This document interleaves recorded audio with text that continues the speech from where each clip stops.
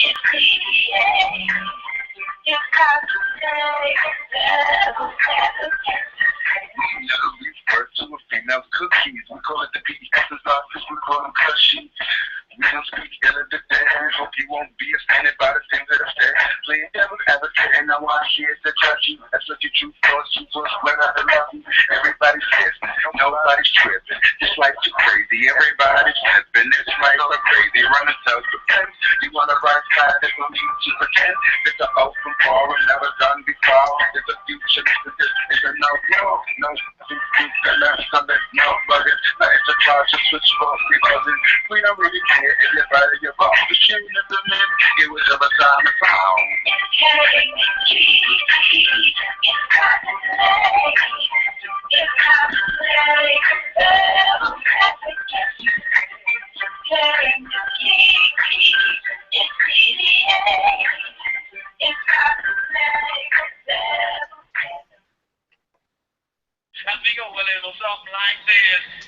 At some point, you will be affected by something said on this show. But playing devil's advocate is meant to be a forum for open, honest, and more importantly, judgment-free dialogue. The opinions expressed here may not necessarily be those of the host or of the show in general, but we're willing to have the uncomfortable conversations so that we can heal and find solutions for our listeners and quite possibly even ourselves. Enjoy the show. Good evening, everybody, and welcome to Playing Devil's Advocate. I am your host, Miss KiKi, the consummate provocateur, and for the next 120 minutes, we are going to edutain you. What that means is, for the next 2 hours, you're going to be educated and entertained, and based on tonight's topic, the emphasis will be on the education. But before we can do any of that, we need to do some of the light housekeeping, and that is by letting you know that we are here each and every Wednesday night at 7 p.m. Pacific, 9 p.m. Central, and 10 p.m. on the East Coast. If you happen to miss a live broadcast of our show, you can always go to the iTunes store and type in our name, Playing Devil's Advocate, and you subscribe to our podcast free of charge. So whenever we do a show, you get a show. It's just that simple. And while you're there in the iTunes store, if you type in my name, KiKi Richardson, you can download yourself a copy of my book, The Other Woman Code of Conduct, What Every Other Woman Should Know. And then, too, you see the poster hanging up over my shoulder there. It's not free, but it's well worth the dollars. Trust me. With all the shenanigans that I've been seeing going on, it is well worth the investment. Trust and believe that. But if you don't have access to the iTunes store, you can always go to KiKiRichardson.com, and there you'll be able to purchase a copy of my book, download archive episodes, find out about our cast, purchase merchandise, everything you can do right there on KiKiRichardson.com. I need to let you know that we are tweeting in real time, so if you want to send us a tweet, you can. All you have to do is follow us at PDA_Miss KiKi. That's PDA_MSKIKI. And you can be a part of our conversation via social media. Also, you can post our Facebook wall at facebook.com/playingdevilsadvocate and post there. And there also you'll be able to watch us live on YouTube. You can find the link. I'm sure somebody behind the scenes is posting that link on our Facebook page for you to watch us live on YouTube via Google Hangouts. And then it's something else I'm supposed to tell you about, but I can't remember because I'm old and my brain fails me. But if you want to give us a call and be a part of our conversation right here, right now, you can give us a call at 347-237-5271. Don't forget to press 1 so that we know you're in the queue and you have something you would like to share with us. Oh, I remember what it was. If you follow us or watch us live on YouTube, we have a chat room there. So if you want to chat with us, we'll be chatting in there. And we also have a chat room open on Blog Talk Radio. So if you go to our site at www.blogtalkradio.com/PDA, And scroll down, you'll see that there's a chat room. Log in using your Facebook, and you can be part of the conversation there. So if you want to watch us, you can watch us in chat. If you want to listen, you can listen in chat. There's so many ways to be a part of this conversation. And speaking of being a part of this conversation, I have to bring in my partner in crime who rides shotgun with me and has been for quite a few years. And it doesn't matter how much we might bicker and fuss and fight, we always down like four flat tires. Ladies and gentlemen, she hails from my hometown, the Windy City. Y'all might know her as a fallen angel, and she fell from grace because she coined phrases like lube is amateur and lube is for amateurs. I'm sorry. Let me make sure I get that right. Lube is for amateurs, and that you need to have your get out and fuck free card. I didn't say it. I'm just repeating it. These are not my words, ladies and gentlemen. So please welcome to the show Miss Sporty, Spunky Angel.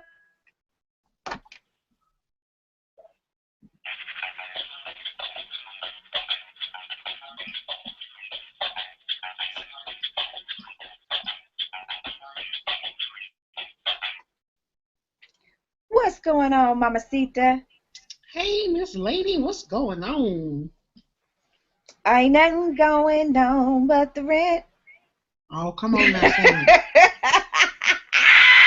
Don't make me start dancing early. Girl, you know, anytime somebody sings something, I have a music lyric for it. I don't know how I managed to always have a music lyric for it, either that or a movie quote. So it is what it is. Tonight's show, guys. Are you excited about tonight's show? I am, because this is something I am really passionate about. So, yeah, let's do this one. I hope you don't start crying like you did last time you felt passionate about a show, but I ain't going to say nothing. Anywho. Stop living in the past, girl. I got to keep bringing up old stuff. Right. All right, well, my bad. All right, speaking of old stuff from the past, there was this old song lyric. You know, tonight's show is playing devil's advocate versus the state of miseducation, because we have our strong opinions about it. But the greatest singers ever to bless a microphone, Miss Whitney Houston, and the very first lyric, the very first line in this song is, "I believe that children are our future. Teach them well and let them lead the way." Right? And the name of that song is Greatest Love of All, for those of you guys who do not know. And if you don't know, you must have been living under a rock, or you 2 years old. Either way, you might not want to listen to this show. But with kids, if children are our future, how can we have we allowed the educational system to fail to educate our kids and not prepare them to lead the way? I've been looking at the state of affairs, as it pertains to education today, and I sometimes ask people, I wonder if people thought about it before they actually had kids, or before their kids were school age. Would you prefer to send your kids to a public school or private school, or just keep them at home and homeschool them yourself? Because, as homeschooling, you have control over what your child is actually learning and not learning. I've been paying attention very closly. My nephew, who's now 17, I can't believe it. Oh my God, this is just crazy. I can't. Anyway, my 17-year-old nephew, I was enough to have a 17-year-old nephew, whatever. He, every time I could turn around, he and his sisters are out for school. And this was like last year or whatever, because school just started. And I think it was relevant for us to have this conversation right now, because school just started. We literally have 2 days in the books right now, and there's some things that I think parents should be aware of going into this year if they haven't already thought about it. And I always said to my nephew, because he was like, he'll be like, "Oh, I'm out of school today. Oh, I'm out of school. Oh, we out of school today." And I'm like, why do y'all have so many ding dang days off? I just don't understand that, right? So yeah. And so he's like, "Don't hate, auntie, don't hate." I'm like, I'm not hating because you have the day off. I'm upset because all of these days that you have off, you're not learning anything. I'm like, This all is they're very doing, true. I'm like, every time, you have these breaks in school, you now have to get your mindset to get back in school. You know what I mean? It's not like straight through. And then like when we were in school, what was it? You had a couple days off of Thanksgiving, you had Christmas break, you had spring break, and then you had summer break. You And that's might have it. had a couple of holidays sprinkled in between, but it's not like at least once a month, it's not a day off. Mm-mm. But They these got kids more at one teacher point in in time, service days than you can yeah, what draw are they in out. service for? It's like, what are you in service in? What are they doing during these in service days, Sporty? You were a teacher before. What are they doing? Well, we did stuff like bonding with our peers and curriculum days where we would just, work on school curriculum, um, things to build up morale, have workshops. Sometimes they were beneficial, other times it was just some BS. Beneficial to whom? The Because the staff. question is, right, that's what I'm saying. You already have your education. The students Hmm. who you're there to educate, I don't give a hell if you don't get along with the teacher in the room next door to you. I don't give a shit if y'all bond or not. You know what I mean? For me, it's like I'm more concerned about these kids and they're getting their education. What are you looking at? Hmm. Well, truth be told, I'm looking at you on our, direct live stream. Then I'm also looking at our YouTube channel at the chat room. I'm looking at our Twitter. I'm looking at all of our stuff. Oh, okay. I just wanted to know. I was just interested to see what it was that you Yeah. were looking at because all I see is this. Mm-hmm. I'm Mm-hmm. looking And I'm everywhere. I see. like, I'm like, oh, it's like, okay, got it. So yeah, now I need to I'm focus just, on which camera. There we go. yeah, and I'm responding to all of those things as well. I'm just concerned that these kids are being lost, because they're not prepared. They're not going to be prepared anything, to be Well, quite honest with you. a lot of it I think is I think it's overwhelming for the teaching staff. And I'm speaking specifically for the Chicago public school system. I worked in a private facility, so our stuff was a little different. But in the public school system, the schools are overcrowded. The classrooms have, no less than 30 students per teacher. Some of them may or may not have a teaching assistant or teacher's aide, providing that the behavior is at least tolerable in these classrooms. They have the ability to be able to teach the students, you know, Mm-mm. um, and the problem comes in is if there is a discipline, problem, the parents are more than likely worse than the child that's in the classroom. The parents and teachers don't work together, and that's pretty much with any school, whether it's Catholic, private, charter, behavior disorder, whatever the case may be. Um, we've lost the connection between, administration and staff and students, staff and parents and child, and it's not working together as the proverbial village, as we would call it. Right. Um, But and you, I'm some sorry, people go get ahead. tired and burn out and don't want to do it anymore. Like I did. You couldn't pay me to go back in there. Well, but here's you've mentioned so many things just in that blurb that you just gave, was that we've lost the proverbial village kind of mentality when it comes to um, education. And a lot of it is the system, the powers that be are intervening, kind of like when we were talking about parenting and raising your children, how the system has Mm-hmm. intervened so much and given the children so much power that the actual adults have no power in these, in the parents and parent-child relationship. And same in the school system, because I remember when I was in school, if I showed out in school or even looked like I was about to show out in school, my mom could have given the teacher permission, and she did. I had this teacher in fourth grade named Miss Allen. I never forget it. And Miss Allen had this big old yardstick. It was, and he had a name, Big Ben. Now, everybody knew about Big Ben because either you were going to meet him coming from first grade up to fourth grade, or you have already met Big Ben. So Big Ben's reputation preceded him, right?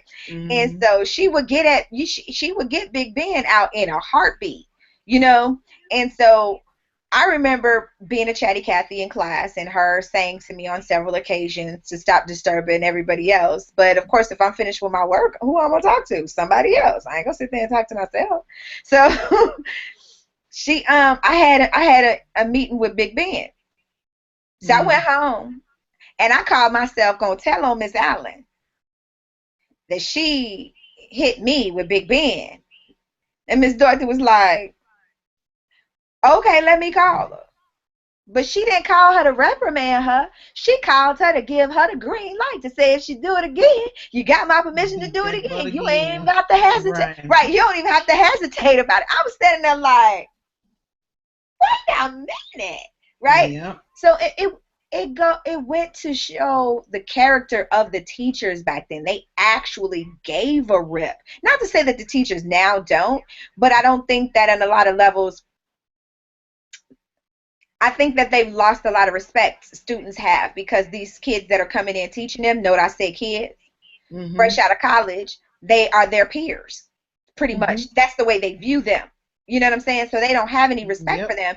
You come in there, you look as young as they do, you're dressing as young as they do, you're using their language. There's a balance that has to happen between being relatable and still being an authority figure. And I don't think that that's there. I don't think that the administration backs up the teachers, and it's not all their fault because the system that backs the administration isn't backing them up. So nobody's Exactly. going to go out on a limb and risk their tenure. I mean, not even tenure, risk their pension for the next person. For and This the is only people true. that are suffering are the kids. And see, well, I think it's more than it's not just the kids that are suffering. It is the teachers are suffering as well. Because they can only do so much. They're True. especially the ones that are doing their job. If they don't have the administrative support, they don't have the parental support. They got unruly children. How much can any one human being take? You know what I'm saying? They're still And they don't teachers, have the but they're budget. still human too, and they don't And have they the don't have the finances budget.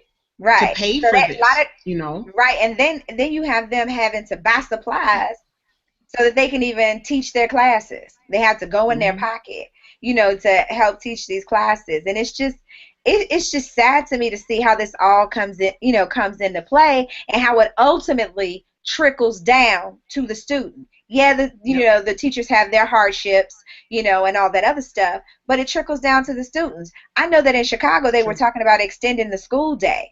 Right? You wouldn't have to extend the Girl. school day if you didn't have them out every other damn day, first of all. Second of all, these teachers are parents too, right? So if you want these kids to be at school at 7 o'clock in the morning, that means that teacher's child got to be somewhere at 7 o'clock in the morning for them to be where they have to go. So who's supposed to be taking these kids to school And and see, and picking that's them the other up? thing. You got staff walking in at the same time that the students are walking in when they should be earlier to prepare. You do have, a day or two to prepare your classroom before, the session opens for the school year. But then you got spring break, fall break, holidays, all these extra days. Hell, half the teachers don't even know what Pulaski Day is, but they still get it off. And then you have your holiday breaks, and you have your summer. So it's really a mixture of when they're going to do. Not to mention if there's a snow day, especially here, when schools change principals, which a lot of them have done this year.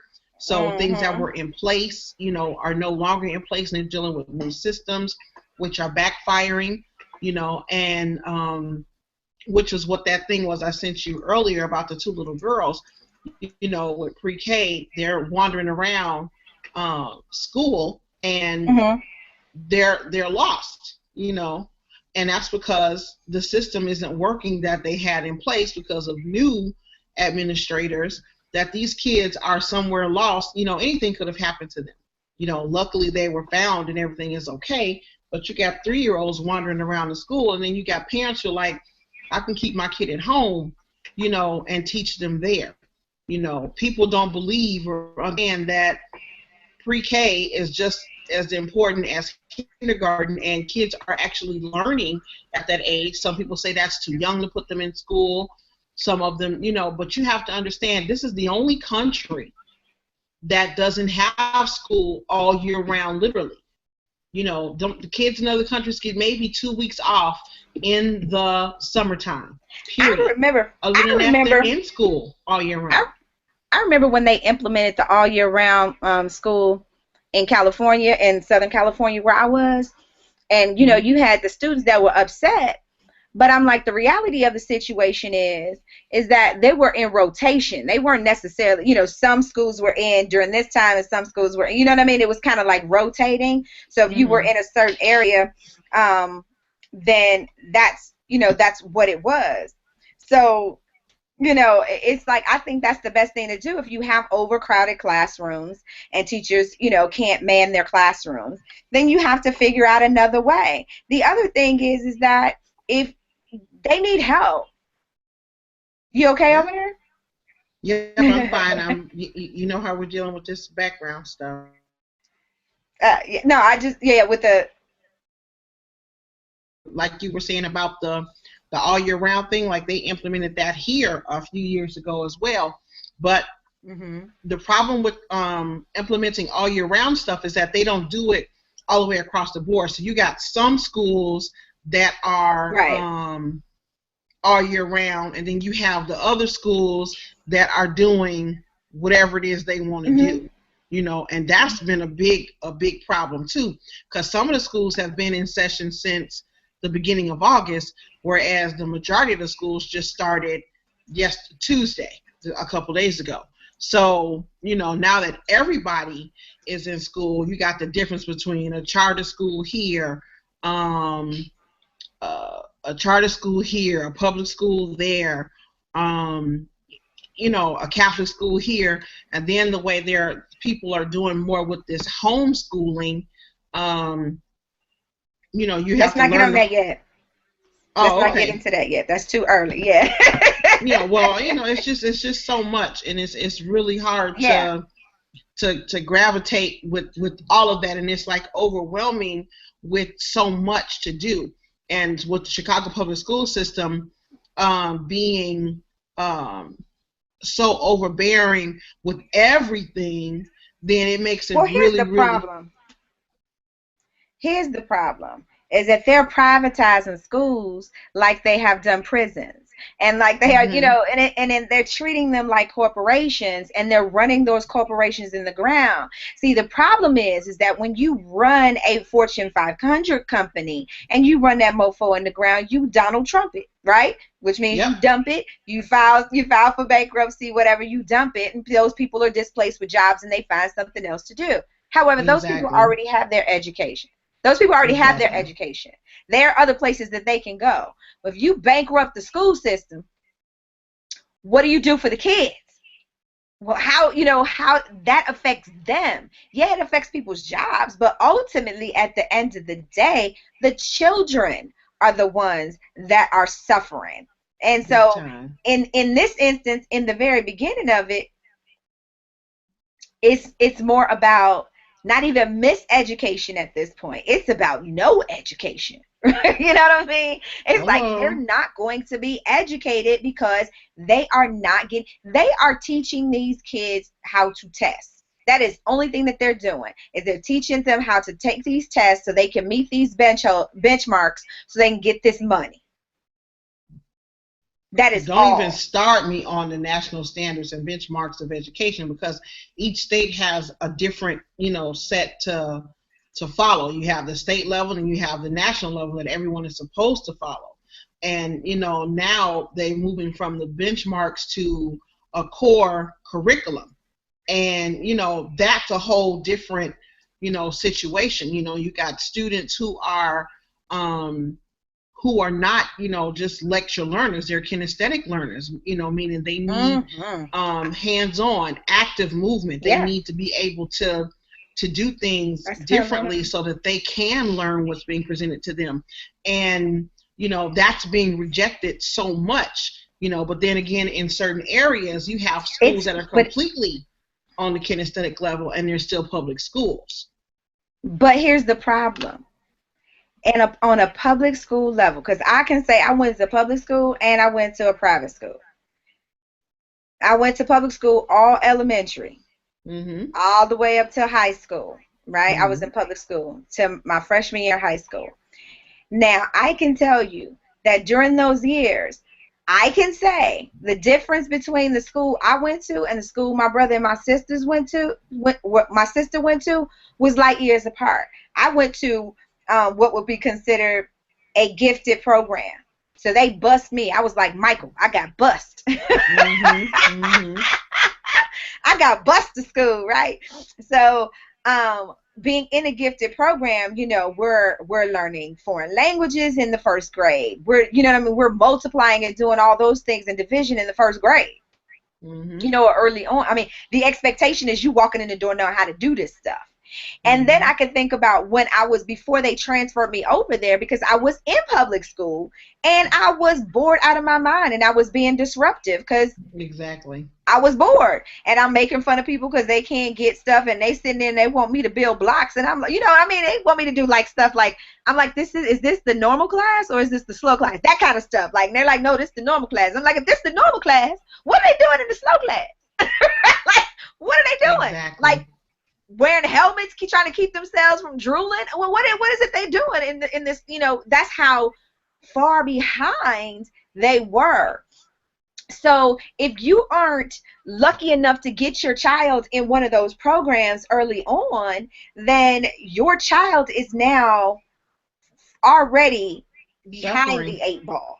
It is. Already And behind the eight you ball. can tell even in like the charter schools or gifted programs and Catholic schools. Like I went, like for me, grammar school was, Holy Alcatraz, kindergarten through 8th grade, So, I go from Catholic Holy school, Alcatraz. Holy Holy Angels. prison? Holy Angels is what the name of it is, but I call it Oh, Holy Alcatraz. I was like, holy um, prison? Girl, it was. But it was a strict learning facility. People got paddled and stuff. And going from that, then I went to Catholic high school. I was tired of the Catholic system at that point in time. I was like, enough is enough, to the point where I purposely got myself kicked out of, Catholic school so I could go have some fun. So I get to a public school and I'm like, this all the work y'all doing? The same thing you said. I'm like, this is simple. This is easy.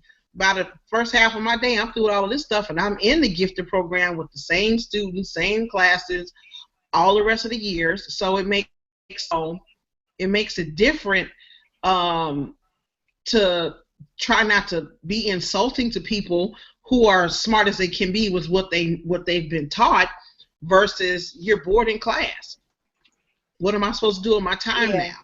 now? Then you get in trouble because you're being mischievous.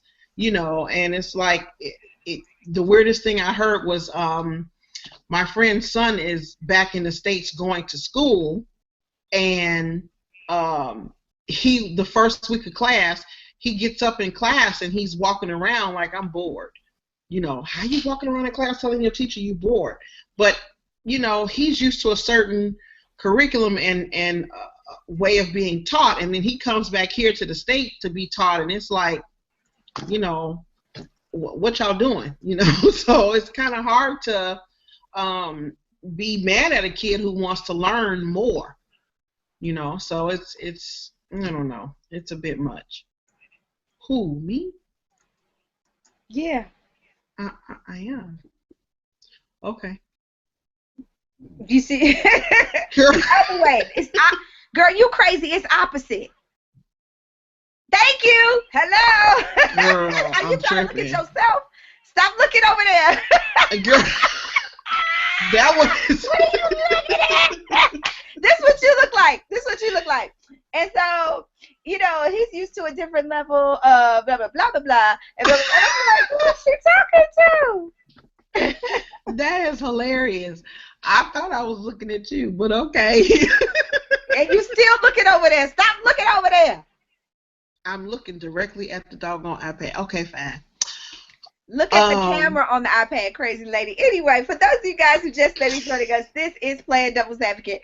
I am your host, Miss KiKi, the consummate provocateur, and today we're talking about Playing Devil's Advocate, which is us, versus the state of miseducation. And we're talking about all the ways that our education system is failing our children. I'm trying to figure out why I keep getting kicked out of all of my systems for uh-huh. other people. But that's okay. Again, we're getting ready to start protesting Blog Talk Radio because they can't seem to get right if it were no left. But if you want to be a part of our conversation, you can give us a call at 347-237-5271. Don't forget to press 1 so that we know that you're in the queue and you have something you would like to share with us. If you want to send us a tweet, you can do so at PDA _ Miss KiKi. That's PDA _ MSKIKI. And you can post our Facebook wall at facebook.com/playing devil's advocate, and we'll make sure that we get your comment on air. I see people are chatting me, posting, talking about some damn chat ain't working. Let me tell them, come on over to YouTube. I'm texting them now. That's exactly what I'm doing. I'm putting the link in there for them. All right, so Sporty. Yes, ma'am. I got my producer yelling too. She's going ape shit. I wish y'all could like see what was really going down. Cause it's cracking me up. It is cracking me up. I'm like, Lord. She's really upset. She's really upset, and I don't blame her. This is ridiculous. They're messing with her production, and that is not okay. Let's move on to some other things that we can talk about before it's time for us to have a drink, because I'm gonna need one. You know what I noticed? You know how they say you don't have to go to kindergarten? That you can literally go from your living room into the first grade. Mm-hmm. There's no, you know what I mean? There's no prerequisite to go to the first grade.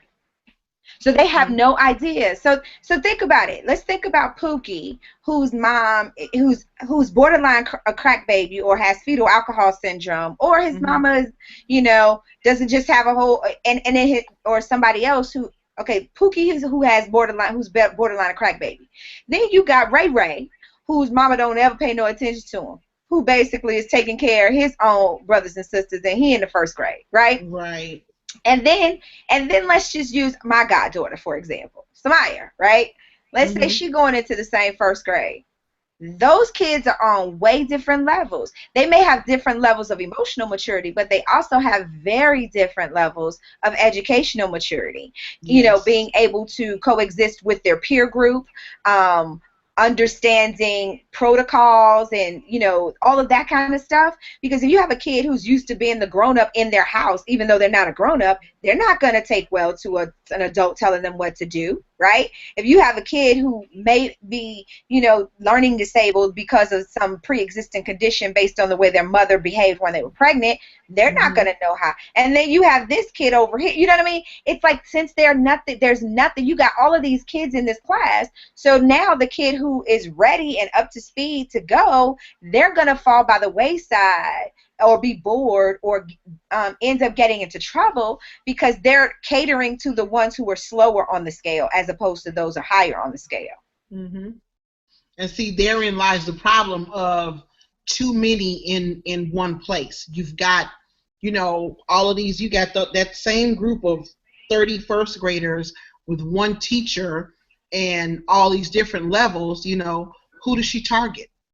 She's got to make sure the ones who are ready and know they have enough meat and potatoes to work with. And then you still have those that are a little bit slower. She's got to make sure she gives them some sort of one-on-one or small group attention in order to make it work. It's got to happen. I think I lost my sound. I can't hear nothing. Hey, Sporty. We've completely gone out.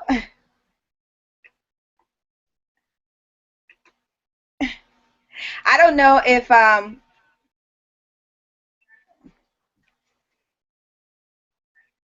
okay, well, in the meantime, while she's doing that, can I go ahead and take this call? Is that okay?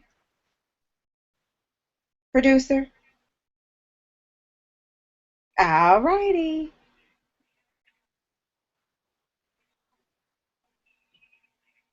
All right, we have Ty on the line. You are live on the air. You had a comment you wanted to make about the school system. But I'm going to take a stab here, and you're probably going to hate me after one of those guys. But at some point, we got to look at expectations of the school and expectations of the parents at home. Two different things. Should be one accord, but two different things. When does expectations start? There's three things that's going to motivate a kid to want to do better. You are now on or want to operate the way their parents want them to operate. How much pride they have in themselves and their family, how much insecurity they have, and how disciplined they are. 40% of the effort spent in the classroom is discipline, trying to get the class into the city under order. And that's for various reasons. Could be because people are bored, could be people didn't get the right diet, blah, blah, blah. All those things, blah, blah, blah. Yes. It all comes down to results. And at what point do the parents get involved? A lot of times they don't know their kid is failing until the first quarter is about to come up. And then they know. You're absolutely... Yeah. They send out progress reports in a lot of jurisdictions. They do send out progress reports, but here's the thing. You're absolutely right about when are the parents going to become more involved. I'll give you an example. My nieces and my nephews, my sister's children, when they first started school, everybody in our family was present and accounted for. My mom, with their grandmother, who's their grandmother, their own mother, their uncles, me, everybody, we were all there, not just for the assemblies and not just for this, the kids are doing well, we're asking for progress reports. We would just pop up in their class and want to sit in, that kind of thing. And the school was so shocked. They didn't even know how to respond in that instance because you had so many other families, who dropped the ball on that.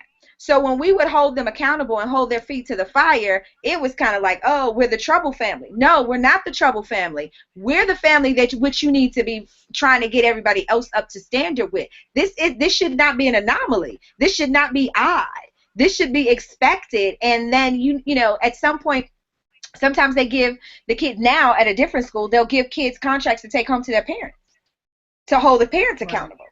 Right. They usually give those out at the beginning of the school year too, and they have to bring them back.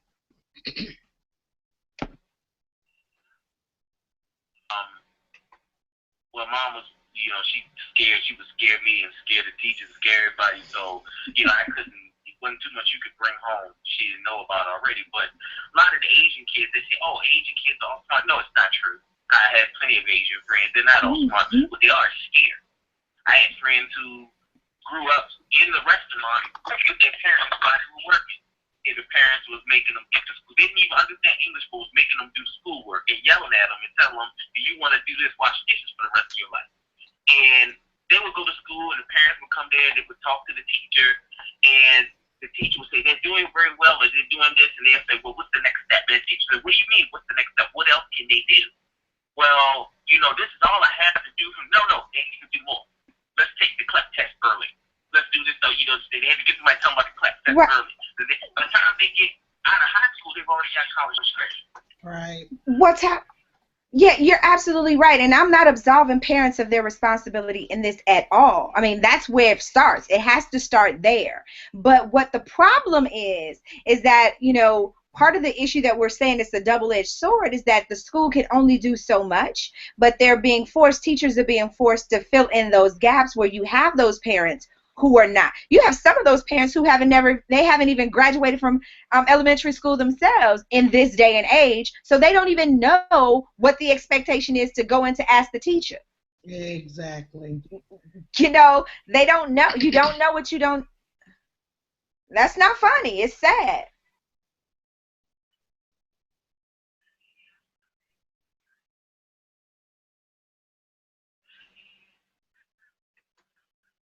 When I was really, really young, because the environment was better. There wasn't a whole lot around. It was an agricultural town. You didn't have, we had 4 channels on TV. There's no cable. There's no way to put wires up there. And she barely made it out of the 6th grade. You have people who didn't even make out of the fourth grade because they didn't go to work. I mean, they were old. It was a bunch of old people. And they would go to the school, didn't know nothing about a single class, but they would ask all the time, what does he have to do to get an A? They don't even know what it takes. But let me say this. The difference in what you're saying, though, the difference in what you just said was that they were a bunch of old people. The way they viewed education and how important education was in their generation in order for them to step up the ladder, their whole perspective on education is very different from the generation of children who are being raised today, or the kids that we were referring to. They don't care because they think they can. Everything is quick, quick, quick. They don't have to do the work. So they're not looking to do the work. So, but thank you so much, Ty. We need to get moving on because it's time for our drink of the week. But thank you so much for tuning in. I'm not going to hang up. I'm going to let you stay hanging out there, okay? All right. Thank you. Sporty. Yes. It's sad, you know, that generation that came before us, our parents and their parents' parents, it was all about education. There was no other option. I remember my mama telling us, when you turn 18, you got to get the hell out of here. Now, you can go to school, or you can get a job, you can do something, but you got to get the hell out of here. You gonna have it to just wasn't it an option to not continue on. It's not like now they just have these automatic choices as to whether or not they're gonna, continue to be in school or not. And we didn't have that choice. It's like, yeah, they told you got to get out, you're gonna go to school or go to work, but you're going to school or you're going to the military, one or the other. Even if they didn't go to college, even if your parents didn't go to college and you would have been the first generation to go, you're going. You're not going to do what I did. I'm not scratching and struggling and doing all the things that I'm doing to put you in a position to do better than I did for you not to take advantage of it. Now, you're going to go and you're going to do something. Now, if you squander it, that's it. But you can't say that it didn't come from us. Right. Again, it's that whole community. You're not finna go out here and embarrass the family. Right. You're going to have the opportunity to do what you need to do in order to make that work for you. You're going to do it. It's not a choice. And it shouldn't be a choice anymore now, And right now at this point, hell, a high school diploma means nothing once you're done. These people are looking for a bachelor's or a master's degree in something, in order for you to get anywhere, if you're talking about working in a corporate setting or, some type of job that's paying any type of substantial money, you're going to need to be educated, and education isn't cheap anymore. Not that it ever has been, but. But the problem is that you've got so many people with this mentality of quick, fast, and in a hurry. You know what I mean? They think everything can happen like this, that they don't recognize the importance of that education because they're watching these reality TV people, they're watching these athletes, they're watching all these people who aren't, getting their education, and then they want to say, oh, that those people, the ones who do have the education, right? They're the exception to the rule. It's like, no, that should be the rule. How about these athletes and these other people, that should be the exception. Everybody, everybody shouldn't strive to do that because everybody can't do it. Right. And so it's like, if you're not taking advantage of your advantages, then shame on you. But again, when I talk about miseducation, the state of miseducation, I'm not just putting it on the educational institution. I'm putting it on every source that we have for education. And we'll go into detail about some of that stuff on how these kids are ill prepared to compete in America or in their city, let alone on a global scale. You know what I'm saying? It's like you go from one state to the other, and it's depending on where you go, it's like, oh my God, they're light years apart in where they are, in terms of scholastics. So, you know what time it is? Yes. You excited about it? I'm very excited about it because I'm just so extra thirsty. I don't want you to ever say you extra thirsty. For a beverage. For a beverage. Right. I'm like, in terms of what that means these days. I now want you to say that, lady.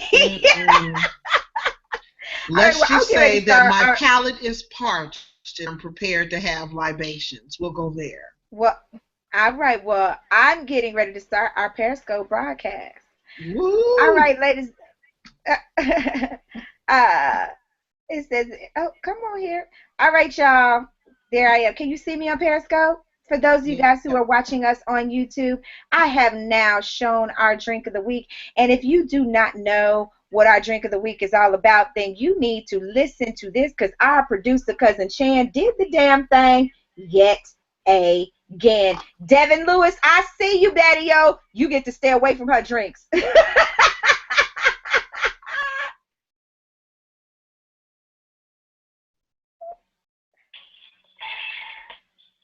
Hey everybody, tonight's drink of the week is a wasabi Bloody Mary.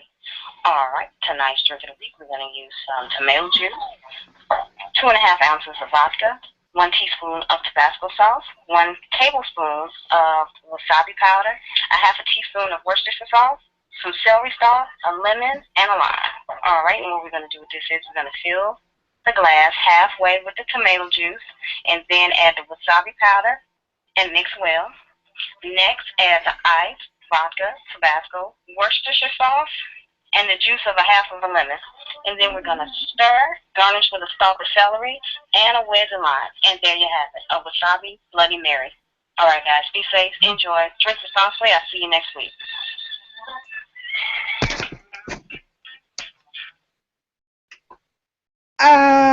Sporty.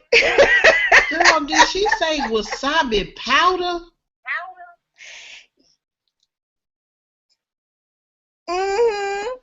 She said wasabi powder. Yes, she did. So for those of you guys who are watching us on YouTube, we are periscoping right now at the same damn time. So for those of you guys on Periscope, Sporty Spunky Angel is going to go ahead and post in there the link for you to watch us on YouTube. And for you guys who are watching us on Periscope, let me show you what you're seeing. See, that's me right there. On Google. And then that's Sporty hanging off to the side looking at somebody over there in the corner. I don't know who that is, but I'm looking at you.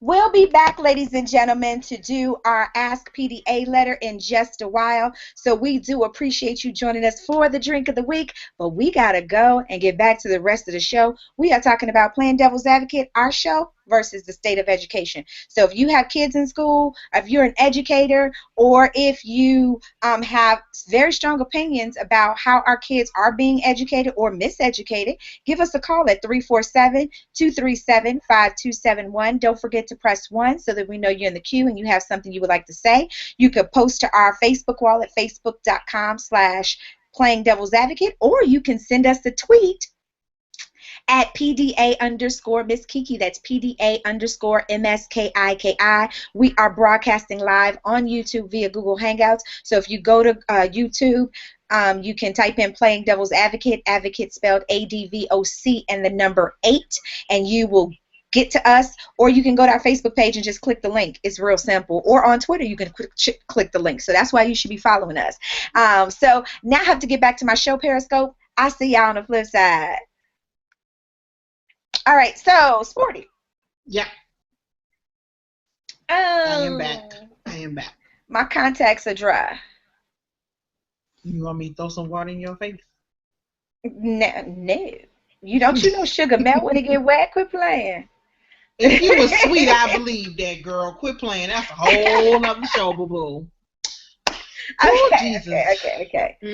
You know, when we were talking about in ways that the system or that these kids are being failed, and I'm not just going to blame it on the school. I'm not just going to blame it on the parents. But you know what else I want to blame it on? Look, since I'm blaming. Who you blaming that, girl? Technology. Technology is dumbing down our children. What it has done is that it's created an environment. I remember that I don't know if I'm telling my age, but I remember there being a damn abacus in my damn classroom. Yes, the cute, colorful one. Yes, the cute, colorful one, right? I bet you if I Hmm. put one of them in front of these kids today, they'd think it's a toy. They wouldn't know what the hell to do with it. They'd be trying to pull the beads off to eat it, thinking it's candy or some shit. But either you had to use your fingers and your toes, or you had to, work that thing out. There were no calculators at all. Not allowed. Not allowed in the least. Not at all. You weren't supposed to have all of that. And now I So, see that calculators are part of the requirement for kids to come to school. And I'm yep. seeing that some of these calculators like $170 something for a damn calculator. Now, if you're gonna have a calculator data, you better be getting another piece of paper, not that says diploma, but that says degree after it. If I'm spending $200 Yeah. on a damn calculator. They're requiring calculators. They're requiring iPads. They're requiring specific email accounts, Mm-hmm. specifically for the school. They are even to the point where some schools are assigning their students email accounts with the school so that they can keep track of Mm-hmm. all of that. That's how they get their grades. That's how they communicate with the teachers. The Mm-hmm. parents have to Mm-hmm. be able to log in and get the progress reports. I mean, it's a whole paperless system that they got going on now that's just, ugh. It's too much. It's It's too much. it's it's driving me insane because I don't mind you having electronic communications with parents because there are times when parents can't get up to the school because they work or whatever. And if you Right. can Skype a parent teacher conference and then email over the stuff, I'm all That would for be that. hot You know business. what I'm I could saying? deal with that. You know, Yeah. I'm all for that. However, what I don't think should happen is that the kid we used to have. Remember, we used to have library where you had to Yes. go actually and spend a whole entire class period in the flipping library, or as they Yes. used to say in the hood, the library. Library. Went to the library, had to be quiet. People, you probably would Right? say, You had. Dewey Decimal. They don't know who that is. They're like, who is Dewey They and don't what he know got a what that decimal is. for? They don't know about Right. that How much money system. is it? How much money is Mm-hmm. that? You like, "What? They don't know nothing about, they don't know anything about a card catalog. They don't know. Mm-mm. If you sent them, it would be like a scavenger hunt. I think we should do that. I think we should just go pick some random kids and then we should take them to the library. The only thing they know what's in the library is the computers. That's what they know what the computers are in the library. But they can't That's find the none only of the reason they damn go get a books that are on the card. shelves. Right, that's what I'm saying. They know how to get to the computer, but they don't know how to get to any of the damn books that's surrounding the damn computers. Mm-hmm. And you know what else is missing is being able to. I miss having to get on the bus and go on field trips with my kid. Having They can to. do that. Yeah, but they don't take them to places like museums and give them the cultural experiences that they need to have. They'll take them to Yes, they Microsoft do. before they take a girl look. Not in Chicago.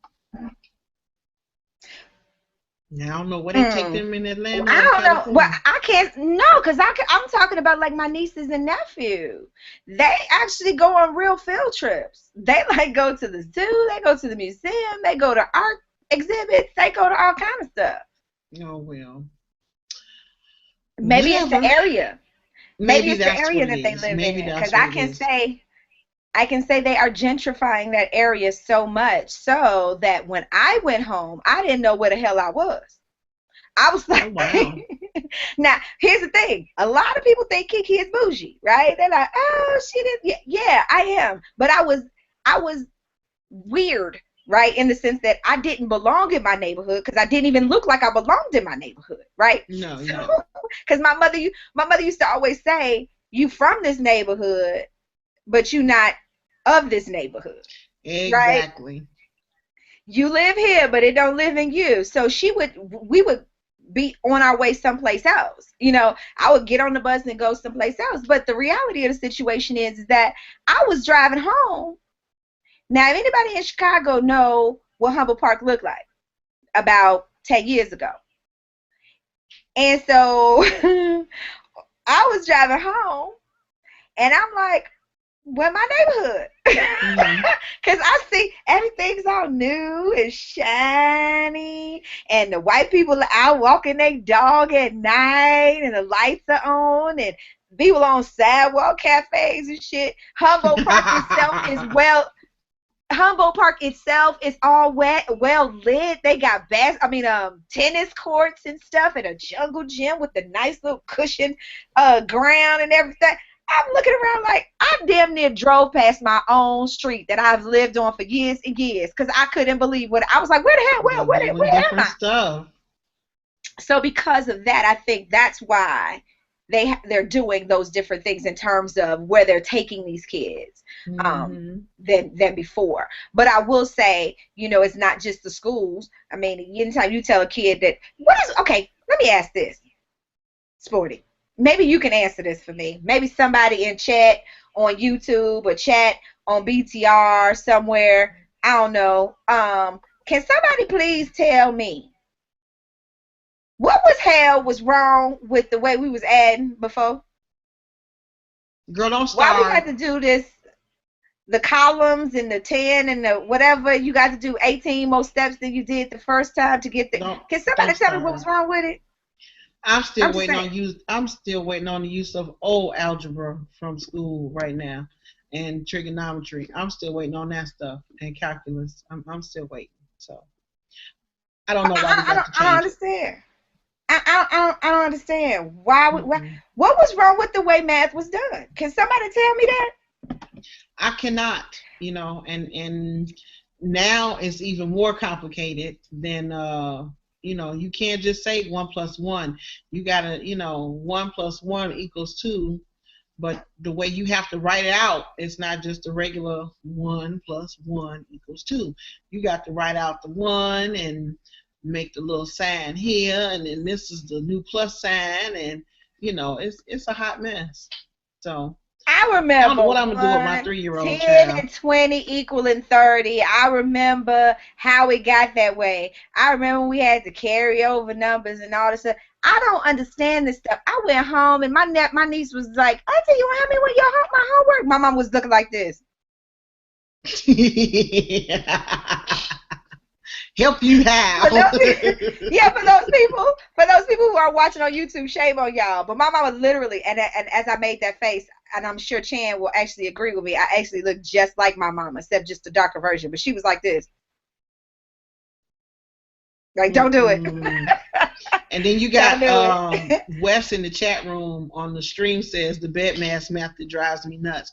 Now, my nephew, he's doing that because he likes math and all that. Math is like, you give me the English and the literature and the law and all that, I'm fine with all that. But you come in with this new math and all this other crap, I'll do it what I have to, but I can't stand it. And the bedmass method is, I call it ultra retarded. And I'm so glad that I was not a math teacher. Are you insulting retarded people by saying that? No, they're smarter than the bedmass method. That's what I said. Are you insulting retarded people by calling this method retarded? No, I'm not insulting them at all. I think they're highly more into. I get it. I'm just, girl. Oh, you about to just make me all messed up in the head, just like that math does. Well, I don't understand why they have to keep trying to change it. It wasn't broken. It was just fine. But what I was told was that the purpose of changing it was to make it more efficient and streamlined it. That's not what it looks like. It looks like it's way more work. I don't know if it's just because I'm resistant to change in that way or if it actually is more work. I don't think it's more changing. Yeah, hell yeah, it's more work because at the end of the day, when I get home and I got to count out some money or count out cash, I'm either going to count 5 20s to get to 100. I'm going to count out, 20 10s or whatever the case may be. It's still going to add up to that same $100. I don't got to carry this $10 bill over to here to make sure it reaches this one plus that one to get to my same 100. I'm still going to count. It just seems weird. It just seems weird to me, and I just don't understand. Are people in other places using these methods? Is this what they're doing to try to compete with these people, or is this just something that they're just, using just so they can stop wasting so much time so they can continue to teach them to test as opposed to teach them anything of substance. Speaking I of think it's anything, yes and no to answer that question, KiKi. I do, because in some places this is a simple form of math to them, and it's the standard for how they're being taught. So some things some are places bringing. outside of the United States, you mean? Yes, some Or places outside of the United Okay. States. Yeah. Okay. And some of them are bringing that, over here so that they can compete, because you got more students that are traveling abroad to educate. We have more students that are doing different things, and they need to be able to acclimate themselves to what's going on over there versus what's going on over here, And the other problem is the way the public school system is now, and I don't know if you even know that they do this now. Instead of giving kids diplomas, they give them a certificate of completion, which is not the same. I heard of that. I heard of that. The certificate of completion. It means they spent that year in 7th grade or 8th grade, and they completed their time there. They were there enough days in attendance. A diploma means they mastered what they needed to master. Yes. Okay, so if you didn't actually know shit, but you was there every day, you get the certificate of completion. And can then move to the next thing. Yes. But okay. That's just crazy as hell. Yes, and those do exist. And if you don't pay attention, they'll give you that. But if you don't know as a parent that that's what they're giving you, you got kids going from 8th grade to their freshman year, and they're not prepared to do that. That's just to keep passing them through the system and not holding them back. If you hold them back, that's more money. Isn't that part of that no child left behind crap? Yes. Yes. And they're giving them these certificates of completion. You might have a classroom of 100 students that are graduates, but only 20 of those students got actual diplomas to progress. That is a crying shame, because what happens is now they're going to go into high school and they're going to be even further behind. Then they're going to get discouraged, and then they're going to drop out. But then that's the high school's problem. It's no longer the grammar school's problem. I understand but my problem is with this whole mentality is everybody's passing the buck. Right. It's like, not my problem no more. Let's just scoot them. And again, it brings me right back to what I said, is that the only people who end up suffering are these children. Because all of these people who push them along still got their paycheck, they still got their benefits, they still got their paid summers off, they still have their union, you know what I mean? They still have all of that stuff. However, these children are now being forced into an environment where they are not ready. They are not ready. It is unfair to them, because if somebody pushed me along saying, go ahead, that's enough to discourage a person and say, you know what, I quit. I don't want to do it anymore. Yeah, and they've had enough. And it's like, I'm not going to do this. There's no way. And then because the teachers are so overworked and there's so many other students, you fall through the cracks anyway, because they don't have time to sit there and kind of walk you through everything or coddle you or catch you up to speed. And then they cut out so many of these programs where you can get tutoring and you can get this and you can get that to help you get up to speed. So you're set up to fail. Yes, exactly. And what's worse is if you are in an urban neighborhood, it's the absolute worst. You would think that they would put more resources into you would think common sense, but it's not common, as my mama always said. Common sense is to put the squeaky wheel should get the oil. So if these people are drowning and flailing over here, this is where you need to focus your attention. Not to say that, oh, y'all good, we don't have to look at you. Well, you can say it's just like with your kids. One child may need a little bit more hands-on attention than the next. That don't mean that you love that child and he left. It just means that, okay, I'm comfortable that you're able to stand on your own 2 feet. And it's not like, I don't know. It's like putting somebody on a bike and saying ride. That's pushing somebody off into the deep end talking about swim.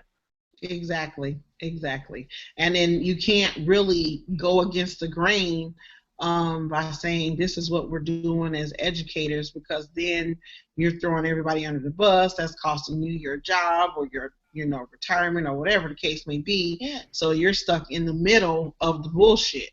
And you can't even teach anything different. You can't even teach No, anything different. You can't because you say, got to okay, we follow the got this BS. curriculum. Exactly. You can't say, you know what, we're going to put this to the side. You know, I've been a trainer in corporate environments, and, you know, the organization may have had their own curriculum that they wanted me to present, you know, to their trainees or whatever. And I'm like, Hmm. I'm looking at this and I'm like, okay, I got your guideline, but I'm going to tell you how I'm going to do this. Right? You can't even do that when it comes to schools. You can't say, okay, as long as I get these things done, all right. Right. You know, it kind of goes like when we were talking about when you brought up homeschooling, right? Yes. I Yes. wish that that was a option on some. Well, you know what? I had fun in school. I was very social, but I wish that there were an option for some other people. My sister actually hated the social aspect of school, right? Hmm. She would have thrived very well in a homeschool environment. She did most of the homeschooling. She homeschooled me during the summertime. That's how I was Hmm. able to be so far ahead of the curve because my sister's 6 years older than I am. So with her being 6 years older than I, she was able to teach me stuff that was at least sixth grade levels above what I should have known. That you should know. Yeah. You know, Yeah. but And I not think everybody that's the has that. best. Yeah. Yeah, this is true, but I like how they are presenting homeschooling now as a serious and viable option, to the point where Hmm. you actually have to go into a classroom a couple times a week, in order to, acclimate, deal with other children and, Hmm. field trip or whatever the case may be, but you have your own way to school these children in your own home environment, and that's what I think I'm going to do with the 3 year old because I don't want to put her in an environment where she doesn't have the attention she needs to continue to grow. She's already bright, she's already smart. I don't want her to lose it. I want her to continue to grow. So Yeah. the best way to do it is to nurture it ourselves and not have to worry about, is this teacher doing right? Well, she already knows this, why are we going back over that? Just Or you to having keep some discipline issues out consistency. or you having discipline issues out of her because she's bored out of her stinking mind. And I definitely don't That was want my that. issue. That was my issue in school. I was bored out of my stinking mind. So I would get into all kind of stuff. And, You was and just not because I was a bad. bad kid. No, not because at early on it wasn't because I was bad. It was just that I was precocious. You got to think about it. If I'm 5 years old and my sister is 11, the things that I'm being taught when we play school, because that's what we used to do, was like, oh, play school. And then we would always, after school, when school was out, any books that they were tossing out, they were throwing away, we would take them and bring them home. You know what Hmm. I mean? And we would play school with them, right? So I know that's weird, but that's the kind of No, stuff that my no. Miss Dorothy used to make us do. Because We when we did be it like, "Mom, too. I'm bored," she would like, "Read a book." You'd be Get like, a "No, I book. said I was bored. Not I wanted to be more bored, but whatever, right?" Hmm. So anyway, I think that the focus of what I was trying to what I needed to do to fill my brain and my time wasn't being done. And I think that I commend those teachers nowadays that are able to reach students that other people would not other been able to meet. Any alternative school, any what do you call it, homeschool environment, I am so glad they've improved and put some type of regulations on homeschooling. Yeah. At least the kid doesn't fly under the radar. And because think about it, for so many years with homeschooling, you wouldn't know if the child was being abused, you wouldn't know if there was some issues going on at home, because there was no follow up. It was just like, oh, your Hmm. kid ain't here. But at homeschool, you can say, nope, I'm not immunizing my kids. Nope, I'm going to teach them at home. Okay, well, here's the curriculum. This is what they need to know, and this is when they're going to be tested. They need to come in on these days. Here's a computer, and boom, bam, boom. Right. Exactly. Teach them Exactly. at your And pace. that Because makes ultimately, good. ultimately, that's independent learning anyway. That's what they're going to have to do when they go away to college. They're going to have to learn independent study. They're going to have to know Hmm. that. They don't teach you that in school anymore. That was what No. library was for. You know what I mean? Library, That's her. study hall, all of that. And get library, study hall. That was for when they used to give you assignments to do. we couldn't use certain books. It was like, you can't use this. You know what I mean? Right. And now they got those sophisticated when you're in college, they have the sophisticated programs that they run your papers through, and if it captures certain phrases or whatever, and it has these formulas to see if you plagiarized or whatever. But, you know, we had to use the damn encyclopedia, and if y'all didn't have encyclopedias or you had the partial set because your people couldn't afford to buy the whole set, you would go to your other people's house and be like, I need to see your R, you know, R through you Z got or you whatever. got you got Y of your Britannica set. Let me borrow your Y. Right. Right. Or if it wasn't, what was the other one? Not Britannica. What was the other one? Because Britannica was fancy. They came out after the other one. Oh yeah, I had Britannica. It had the little green or bluish or whatever. It was a blue band on them. Oh my God, what's the name? Yes. I can't think of it right now. Oh my but, God, I know, can't either. But yeah, we had to, and it wasn't any of that. You know, if you had to get pictures, they could do reports in PowerPoint. They can have Flash and all kind of animation and stuff. You know, it's like you spend so much effort putting things in context. You didn't spend nearly as much time on actually researching, because all you did was Google it. You got your Google PhD. Girl, I had to. What did we do? Go to magazines to cut out pictures and paste them on the paper with the paragraphs. And stapling, if you couldn't staple it, you tore your paper a certain way where the paper was stuck together, so the paper was, you know, your report would be all in one. Or you would go to Walgreens and get your Woolworths and get your report covers, you know, so you could put your stuff in there and make it neat. If you was, you know, bougie and all like that, you know, and then you would have books versus Xerox copies of books. You would get your, you know, your old school comic paper from the Sun-Times or Tribune and cover your books. If you didn't have your book covers that you could buy from the school. No, you wouldn't. You would use the paper bags that you got from the grocery store.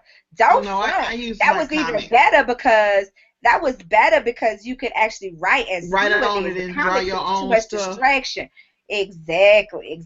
Yes. Don't front. Now they got these little fancy ones, but that's a whole other story altogether. But they're spending all this extra attention on shit that don't have nothing to do with educating. You working on the exterior. You're not working on the stuff that's going in your brain. So many things they're taking out. I remember you couldn't graduate from 8th grade if you didn't know the Constitution, the preamble. You know what I mean? You had to take you had to know all of that stuff before. These kids don't know jack diddly about social studies, which is proof positive of why the state of affairs with politics is today, because these people don't know about the branches of government and what they do.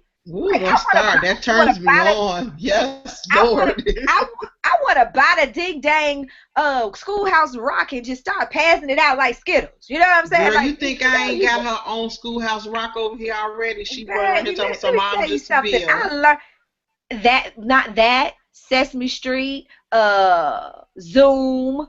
What was the other one? Electric Company. That's Electric Company. All of them. Oh, and don't get me started. Reading Rainbow. When I found 321 Contact. Yes. 321 Contact was double. Right. Absolutely. But you know what's funny?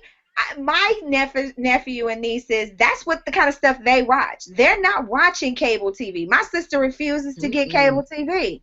So if it's not public or on digital stations, they're not flipping watching it unless it's a program that they like. She'll let them watch them on the internet, you know, through Hulu or something like that or whatever. But ultimately, they're not sitting up in front of the TV playing a whole bunch of games and, you know, killing their brain cells. She's like, I ain't raising no dummies. And when we talk about parental responsibility, I just want to throw this little funny story out there. My nephew, I think he was about maybe 6 years old, and he was frustrated because he was doing something in his homework, and you know he's a smart aleck, and so if something stumps him, he gets really upset about it because he thinks he's smarter than, I don't know, smart itself. And so he was like 6 years old and he couldn't get it right. And he got frustrated. He threw his pen or whatever. And he just said, forget it. I don't want to go to school. I'm dropping out. 6 years old. And my sister was like, you what? And she was like, I ain't raising no dummies. He was like, I'm dropping out. I don't want to have nothing to do with school. Now, let me teach you a lesson my sister taught my nephew. She told him to get up. She pulled him up by his collar, dragged his ass down the hallway, and put his ass outside on the porch. It was cold outside. No coat, no shoes, no nothing. Now, some people would say that's child abuse, right? Some people would say it was child abuse. But she was standing in the door talking to him. He out there crying. It wasn't like 30 below or nothing like that. But it was cold enough for him to have needed a coat. He was in socks. But the point was, she's like, you're not coming to my house. I'm not raising no dummies. And he was like, it's cold, I'm cold. She was like, well, it's cold outside without an education, right? It's cold out there. It's a cold world without an education, so you may as well get used to it. So if you want to be a dummy, you're going to be a dummy out there in the cold, but you are not going to be a dummy in my house. Hilarious. And to this day, my mom was like, that's enough. That's enough. That baby's going to catch pneumonia. She was like, well, then he's going to catch pneumonia. But I bet you he won't forget this moment. And to this day, he's 17 years old. That was 11 years ago. He has not forgotten that. So he's very clear. You want to be a dummy? You're going to be out there in the cold. Mm-mm. Now, could she have proven her point metaphorically in a different way? I'm sure. But yeah, I guess she had just had some kids you have to go extreme with. Yeah, but now that would be abuse. But sometimes you have to go extreme with your kids because you understand their learning style, right?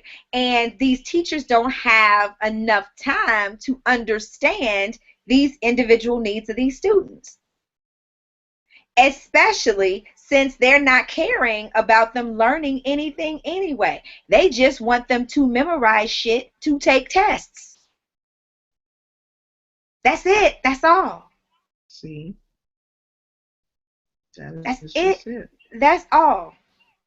I just read here. I gotta share this with you. My niece, she says one of the cousins just asked her to help her study for her ACT test, and she figured she'd open up the opportunity to others who are genuinely interested. So she's offering 6 weeks of ACT prep on Saturdays. And so, but she said, and inbox me for details. But she said, please note the following: 1. This is a study course, not school, so I won't be doing a lot of teaching. If you don't know basic algebra, this isn't the time to learn it. We have to set up one-on-one tutoring for that. Then she says, I'm not babysitting. If you're not genuinely interested in studying or investing in your education future, stay at home. And then she says, this course is free to students who are registered to take the ACT, but my time is valuable. If you want me to commit, I need you to commit. Now that to me says she's looking for students who are genuinely really ready to prepare for something like that.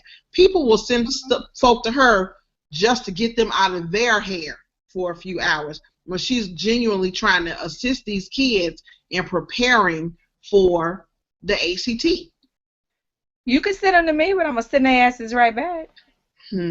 Like, no. Now, if you need a tutor, let me explain to you the difference between what's going on and what a tutor is, right?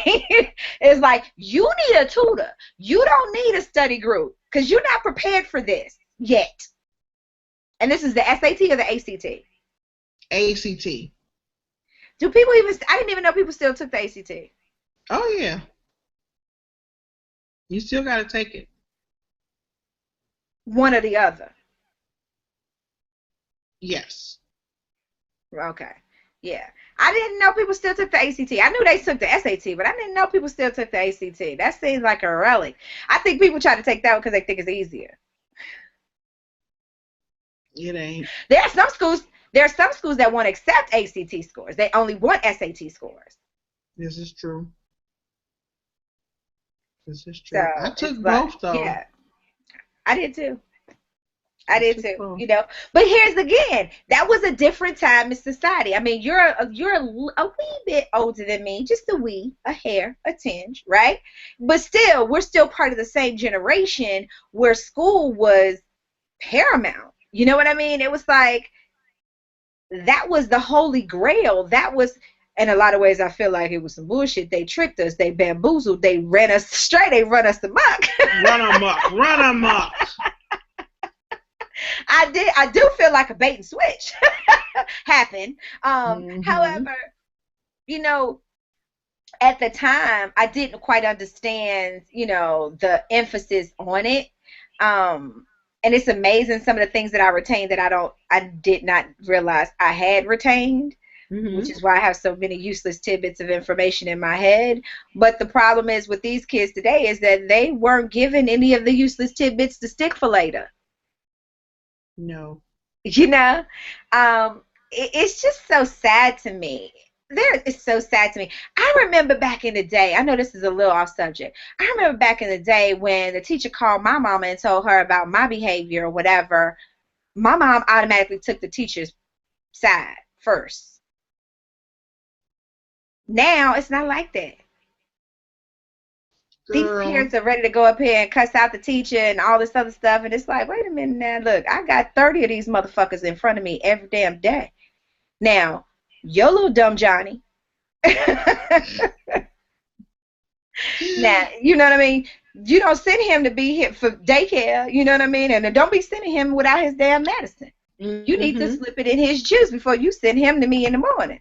Exactly. Get it together. Get it together. I know. Marlene. Marlene did something like that. What did she do? When I called myself getting kicked out of Catholic high school because I didn't want to go to an all-girls school anymore, she said, okay, I got one for you. She sent me to the high school she went to, which meant she knew all the teachers and everybody on staff there, and that was her way of keeping an eye on me while I was at school. Girl, man, I couldn't get away with nothing because they was calling her, and the one time they did call her, the students was like, your mom in the building. I was like, she not finna kick my ass here. I got the hell up out of there and got home to get my ass open, but she wasn't finna fuck me up at school. In high school, too, for playing. Please. Chance saved my life a couple of times. Chance saved my life a couple times in school. She is that kind of girl. Bless Chan's little heart. Man, see, long time ago. Long time ago. Chan made a promise to my mother that she would take care of me because my mama used to let me go hang out with her because she was so much, at that time it seemed like so much older. But when you get older, it's like, you ain't that much older than me, right? Anyway, and when she said that she was going to look after me and take care of me, she meant it. She meant it. If that meant she had to run her asthmatic ass down the street to try and find me in my hangout spot, that's what she did. To get me back to school so my mama wouldn't catch me cutting, that's what she damn did. But again, I digress. I had the luxury of being able to cut school because I was doing well. Not everybody had that luxury. Exactly. I was getting straight A's, so, Yeah, she messed up and told me the one thing Marlene messed up. She moved you where? She moved me to a closed campus. I couldn't leave the property. See, Marlene made the mistake of saying to me, I don't care what you do. As long as you bring me some good grades in here, I don't care about the rest. Why you tell me that? You can have your 4.0. I'm finna kick it. I'm sorry, I'm having a hot flash. Baby, you have no idea. I'm trying not to turn my air conditioner back on because it is an oven in here right now, too. But, I am burning up. But with that being said, it's almost time for our Ask PDA letter. Already? Ooh, yes, 11:23. I see. You didn't hear the little man say, it's 11 o'clock. No, that thing creeps me out, so I don't. I'm looking at YouTube, and I'm seeing some of the comments that are happening here on YouTube. They were saying that they were agreeing with you about cutting the magazine, and then they said pasting and making dioramas. Remember dioramas? Yeah. Remember paper mache? Yes. Oh my God, yes. Get to play with the water and the glue together and just make things. It was so much fun. You made it with the flour. You made the paste with the water and the flour in the bowl. That's how you made it. And you did. Man, you took the paper and you smoothed it out and you laid it across the thing. Absolutely. I remember those things. Do that anymore? Girl, I ain't heard this is probably the first conversation I heard about paper mache in years. I ain't heard nothing about that. They do. Well, I know Avius makes her kids do stuff like that, so. Girl. She old school for real. Them poor kids, them poor kids. See, here's the thing. Most of these kids, unfortunately, I keep bringing them up. They're the exception, not the rule, unfortunately, right? Because they get hot breakfast before they go to school. They actually have lunch. They get lunch, to go to school packed for them every day. And if I were them, I'd be selling my goddamn lunch. That's just how I was in school. I told you, I was hustling. I was enterprising. I told you I sold condoms. I was enterprising out my gumball machine. New Jack hustler, I'm telling you. I'm telling you, listen, man. I had things that I wanted, and I ain't like asking people to get it, because I ain't like to hear I don't have it, or what you want it for, or wait. I didn't like that. I still don't like that. So I made it my business. No. I did have an enterprise though, but whatever. I sold cookies. I used to ask my sister to bake me cookies, and I would sell them. I was all profit. She's like, wait, then she found out that I was selling the cookies, and she's like, bitch, you ain't gonna pay me? I'm like, oh, sorry, you asked for money. I asked you to make them, you made them. Who told you? You ain't gonna tell me you sold them. Wasn't in the contract. Wasn't in the contract. Right, that wasn't the deal. I asked you to make them, you made them, I sold them. We wasn't in business together. Shame on you, KiKi. No shame. For those of you guys who just may be joining us, this is Playing Devil's Advocate. I am your host, Miss KiKi, the consummate provocateur. Today we are talking about PDA versus the state of miseducation. And if you want to be a part of the conversation, we are streaming live on YouTube via Google Hangouts. So you could come on over to Playing Devil's Advocate, advocate spelled ADVOC and the number 8. You can go to our Facebook wall at facebook.com/Playing Devil's Advocate. You can send us a tweet at PDA_Miss KiKi. Or you can even give us a call here, 347-237-5271, and be a part of the conversation yourselves. Hey, Sporty. Yes.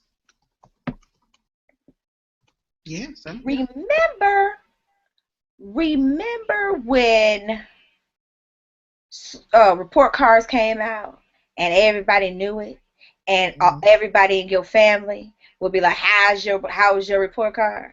Yep. See, now that was my enterprise. That question now. People don't ask that about kids anymore. How are your grades? Let me see them. Mm-hmm. You know what I mean? They just take the kids' word. They were okay. They just take the kids' word for it. I'm like, I want to see your report card. And I make money off that too. I did too, because for every A it was $5. B's was $4. I wasn't no such thing as coming home with a C, D, or F, so I don't know what the rest of it was, but I got paid for my straight A's. So my sister, thank you for saying that. My sister told the teacher one time, my niece was in school or whatever, and she had gotten a C on something, and she was really upset about it. My niece was, and so my niece was saying that she didn't think it was fair, yada, yada, yada. And so my sister went up there, and she was hopping mad because she read everything, right? And she was like, she didn't earn a C, right? And so my sister went there, and then the teacher said to my sister, she, bless her heart, she didn't know who she was talking to because she was new.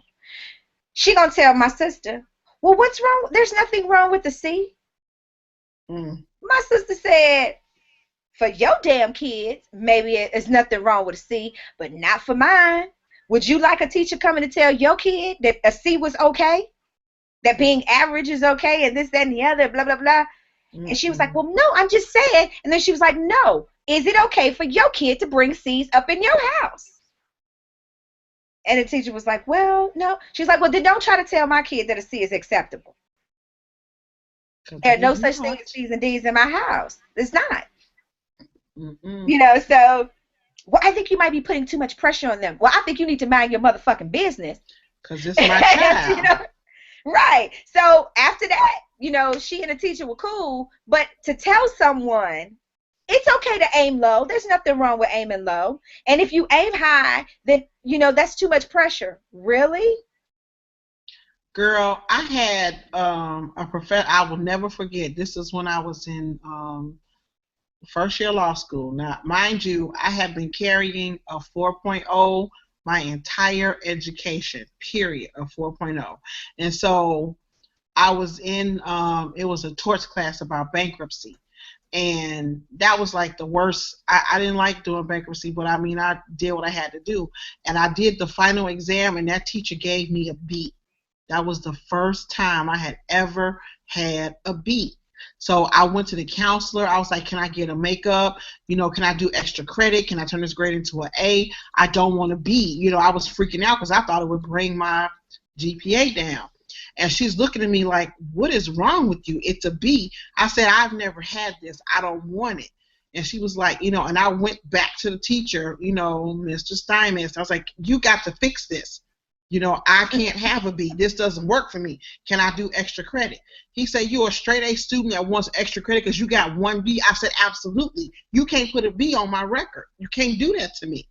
You know, and mind you, I'm in my 20s by now, you know, and freaking out. And my mama is like, what is wrong with you? I'm like, you the one said don't bring none of this in the house. I'm not in your house no more, but still, you know, you freaking me out. So, needless to say, he gave me the extra credit I asked for, and he pulled that grade back up to an A. I had a complete, utter meltdown over that grade. That is a problem, though. You do recognize that, though. I do recognize then that was a problem, okay. But, you know, eventually as I, you know, continued on and went, you know, to get the master's degree and all that stuff, baby, if I got a B, I was like, thank you, Jesus. I made it to that class. Yeah, I was a little concerned about you there for a minute, but, you know, you know. That you could be concerned about.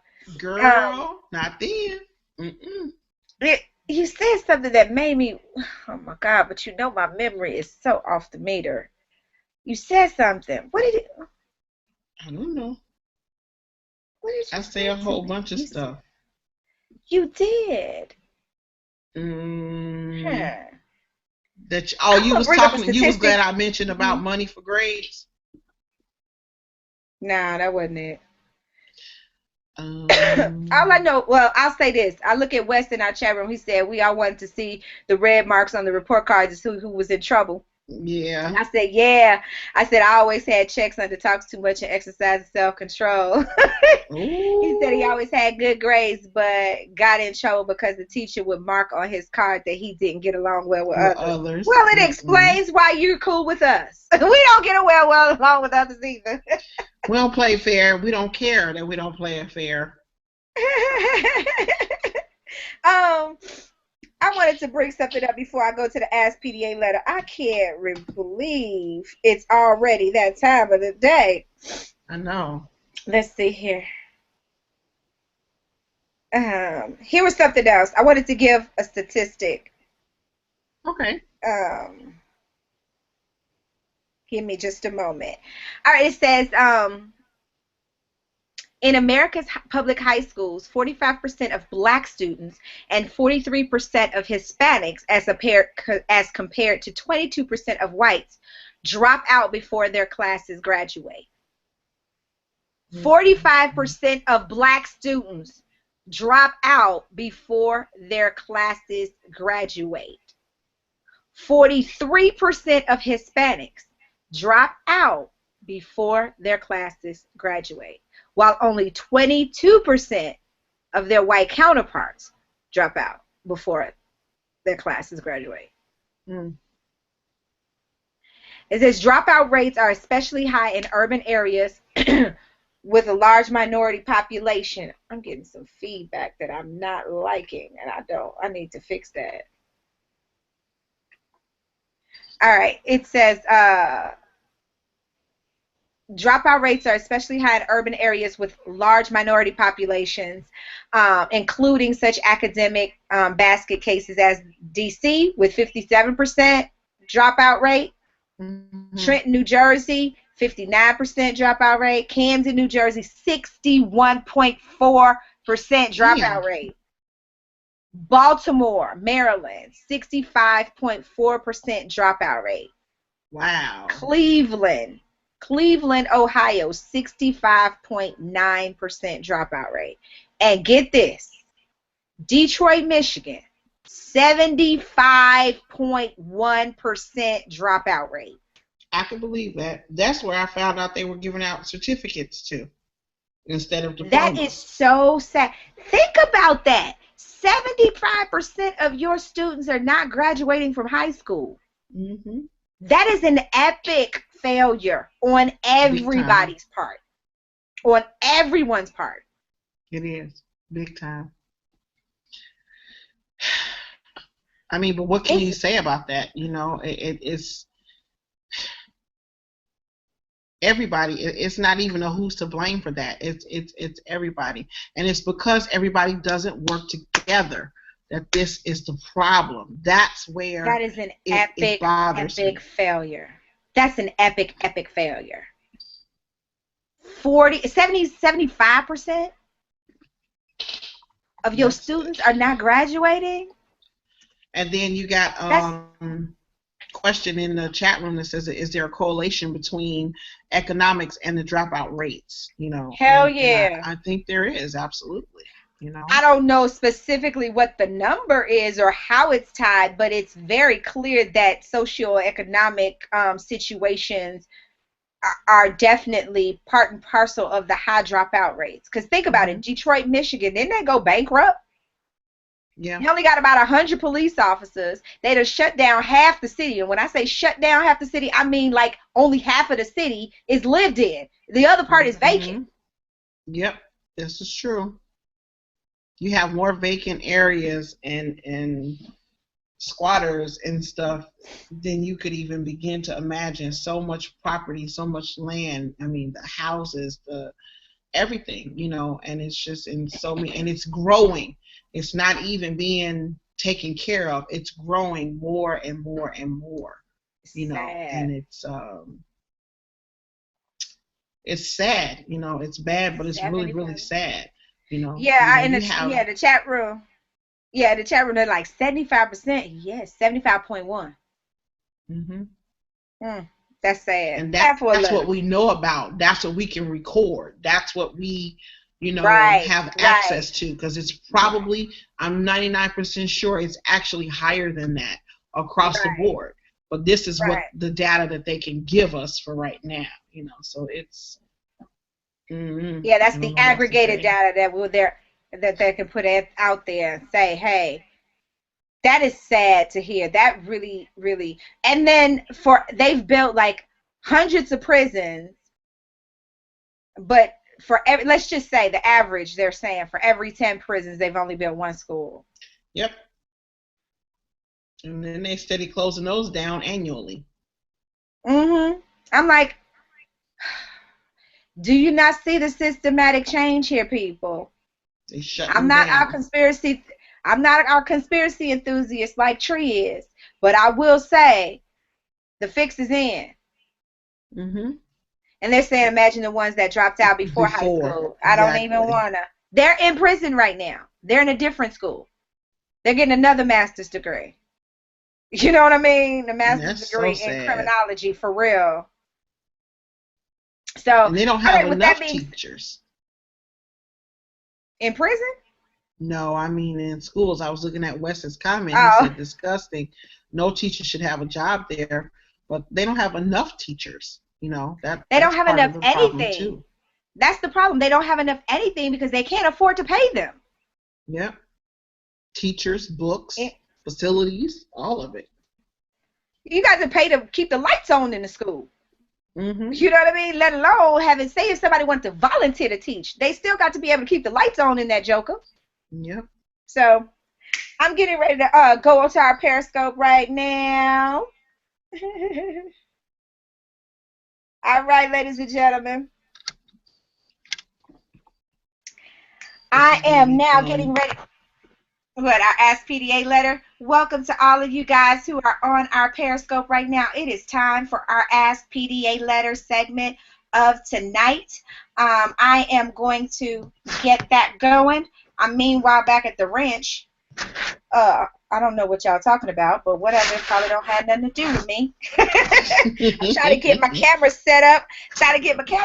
Right so y'all can see me on Periscope and everybody can see me over here too. So thank y'all very much for joining us. Dr. Sims, hey puppy. Shaw. I know the people on YouTube are like, who are these people? We're on Periscope, people. So it has come to that time of the show where we do our Ask PDA letter. And before I can do any of that, what's up, Tara Love Diva? It is time for me to do the letter, and I'm going to play the disclaimer first because I have to do it. Otherwise, we'll get into legal trouble. So, here we go.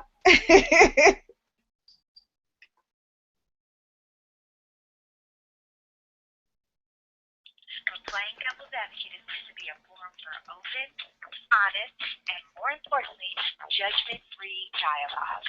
The opinions expressed here may not necessarily be those of our host or the show in general, but we're willing to have the uncomfortable conversation so that we can heal and find solutions for our listeners and quite possibly ourselves.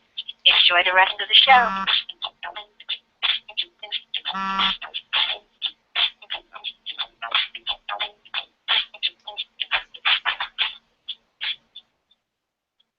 You want answers? I think I'm entitled. You want answers? I want the truth. You can't handle the truth.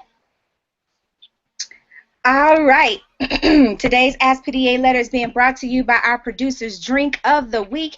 If you haven't had a chance to check out Cousin Chan's Wasabi Bloody Mary, you are missing something special. I'm stuttering Stanley. For those of you guys on Periscope, I'm going to let y'all see it again in case y'all missed it. There it is right there. If you haven't had a chance to check out the drink of the week, which is the Wasabi Bloody Mary, make sure you go to facebook.com/playingdevilsadvocate and try it out. Get the recipe, try it out, and let Cousin Chan know what you think about it. But for right now, it is time for our Ask PDA letter, and it goes a little something like this. Dear PDA, I have a twin sister, and we've done everything together since we were children. We had a double wedding. We had twins a week apart, and we literally lived next door to one another. When we had our twins, we vowed to raise them like siblings instead of cousins. Thing is, last year my husband and I suffered some financial challenges, and we had to take our twins out of the $50,000 a year, $25,000 each, private school that our children attended because we could no longer afford it.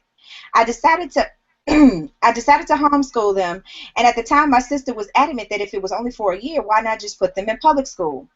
To her point, she thought my twins would somehow suffer from lack of social interaction with their peers. Nonetheless, I opted against it. I will say that things have turned around financially for my family, and this year, when the school year was approaching, my kids had to take a re-entry test in order to be re-enrolled in the school they just attended the year prior. Well, they took it and tested way above level. To that end, after discussing it with my husband and the kids, we decided to continue to homeschool them this year. My thoughts are, if they're doing so well under my tutelage, why subject them to taking a step back? Long story short, after finding out how well my children did, my twin sister has now taken her kids out of private school and assumed since I work at home, I would homeschool her twins too. I really don't want to be bothered with two sets of twin 9-year-olds, and I told her I wouldn't be able to do it, and now she's mad at me because she's already pulled them out of school. PDA fam, if I don't change my mind, my relationship with my twin sister will suffer. What should I do? Sign, help a sister out. I'm going to let Sporty go first on this because they always fuss at me and say that I tell everything right off the bat. I'm going to give her a short amount of time because we don't have a long time to get this out here. And I want to see what you guys on Periscope have to say, as well as you guys over in our BTR and everywhere else, other chat rooms as well, because we do have, since we are streaming live on YouTube as well, want to see what you guys are saying in there. So I'm going to go ahead and open up Sporty's mic, and I'm going to see what she has to say about it. Well, the first thing I'm going to say is this. You know, one of my sisters always tells me about making the best use of my time, and if you know off the bat that it's not serving the purpose of the children for you to try to homeschool both sets of twins, then stick to what it is you're saying and don't do it. You know, this is your sister. You know, if she's genuinely your sister and gonna ruin your lifetime relationship over something like this, then there's a lot more wrong than you just saying no to homeschooling. And stick to what you believe in and what you know about their education suffering, because it's not something you're willing to give 100% of to do. So you just have to tell her it is what it is. It's not going to happen. And she took them out of school without having a conversation with you first and getting the commitment to do that. So she needs to put them back in school. And that is not on you. That's on her. Well, well, I would say this. And I forgot what you said your name was. Help a sister out. Let me help a sister out right now. This is real easy. This ain't your damn problem. Don't make it your problem. I understand this is your twin sister, and you guys have lived your whole lives together, doing every single solitary thing together, getting married on the same day. Y'all even had babies a week apart, and y'all had twins. I get it. Y'all live next door to each other. I get it. Y'all tight like a pair of drawers. But it seems like y'all only tight like a pair of drawers when it benefits your sister. I'm sure this isn't the first time that she has been selfish and everything was about her. For her to take her children out of school, assuming that you would, without even asking you, if you paid $50,000 for your two kids to go, that means that she was paying $50,000 for her kids to go, and she didn't even offer to pay you to take care, to watch her, to school her kids. Come on, man. If she gonna up and take her kids out of school and not have a plan B, that's on her. That's not your fault. And the person that she should be mad at is herself. You didn't promise to do it and then reneged. You said no. Stick with no. No is the easiest thing in the world to do. I tell people that all the time. It's better to say no and mean it than to say yes and not. Because once you say yes and don't mean it, you got to deal with everything that comes along with that yes. If you say no and you mean it, that's it. Nothing else to do. That's it. But I do suggest that this is your twin sister. You have a conversation with her and let her know, hey, this isn't my issue. I did not volunteer to do this. You took your children out of school. You know, you haven't even offered to compensate me in any way, shape, or form, if that were even what I was looking for. You didn't even try to sweeten the pot. I got twins, 9-year-olds. You have twins, 9-year-olds. Why won't 4 9-year-olds get on my damn nerve? I don't own a daycare. I don't own a school. I'm not qualified to be homeschooling all of your children, you know? So, again, have a conversation with her. If she wants to hold a grudge, then let her hold a grudge, but let her hold it next door with her $50,000 a year kids in private school while you are homeschooling your kids at home. All right? Okay. Now, I hope that solves your problem. I hope that helps you out. Welcome, you guys who are on Periscope. This is Playing Devil's Advocate. I am your host, Miss KiKi, the consummate provocateur. And today we've been talking about PDA, that's us, playing Devil's Advocate, versus the state of miseducation and how we are failing to prepare our children for the future. If in the next couple minutes you want to be a part of the conversation, you can give us a call at 347-237-5271. Don't forget to press 1. So that we know that you're in the queue and you have something you would like to say to us. If you thought PDA meant public display of affection, it does, but not in these terms. But it's PDA for Playing Devil's Advocate. If you want to watch us live on YouTube, you can do that by going to Playing Devil's Advocate, and advocate is spelled ADVOC and the number 8. You can follow us on Facebook. That way you can click the link. It'll take you right to the video and you can watch everything that we're doing. Or you can tweet us at PDA_Miss KiKi, and we have the links out there on Twitter as well for you to be able to watch everything. We have interactive chat rooms on 2 platforms on Blog Talk Radio, and we also have a chat room on our YouTube. So come on over, have some fun with us. We're about to wrap everything up. We got about 10 minutes left before we ski-daddle out of here today. We've been talking about the many ways that people have messed up our kids in the education system. I do know that we have some callers on the line. I'll get to them momentarily. I want to say what's up to all the people that are in chat on that are on what is this, Periscope? What's up to y'all? Yes. I can't see all of your names.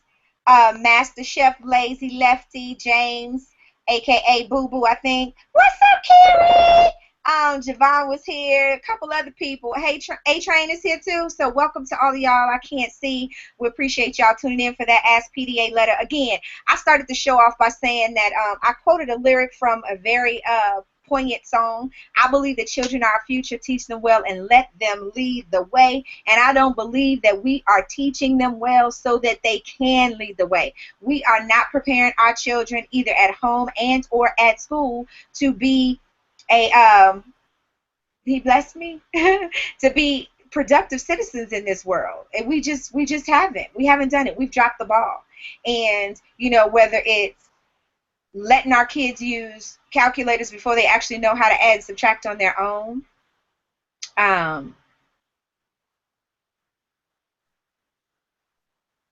He talking about you got to. No, I have internet and I have cable. That's just something. That's something else. See, that's what you get. You man of business that don't have nothing to do with you. See, look at that there.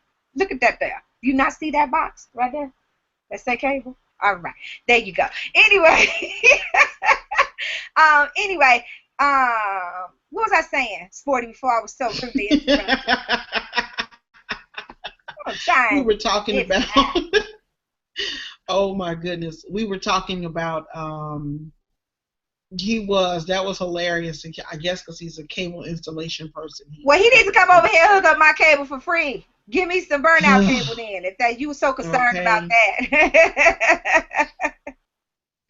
Anyway, what were we talking? We were talking about. Oh, the last right before we went to the Ask PDA letter. We were talking about the fact that the ratio of prisons being built to schools being built.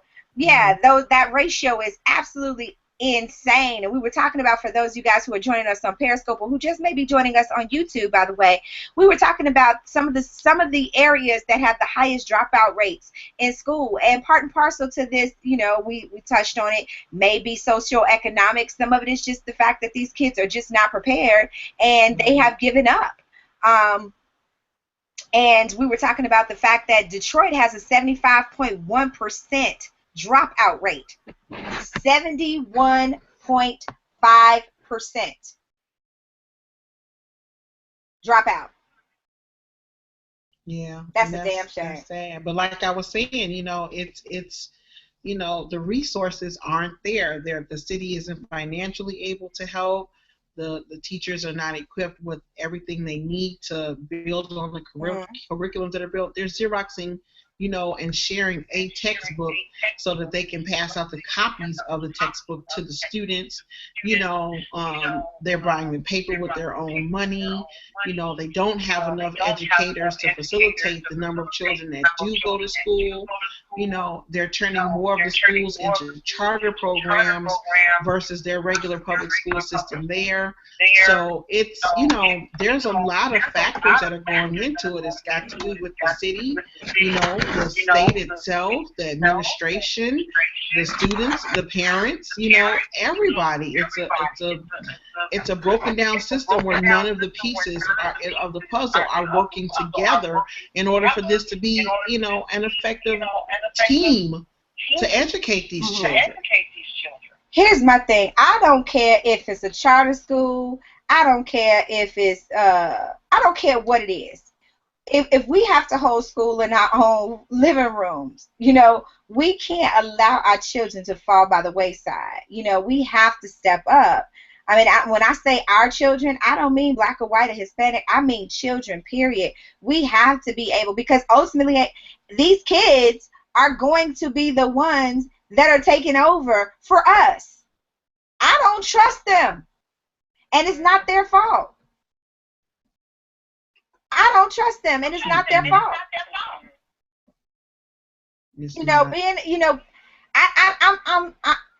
I think that at this point, you see those K through 12 programs where kids are being educated at home, and I'm seeing more and more of my friends now homeschooling their children. I can't blame them.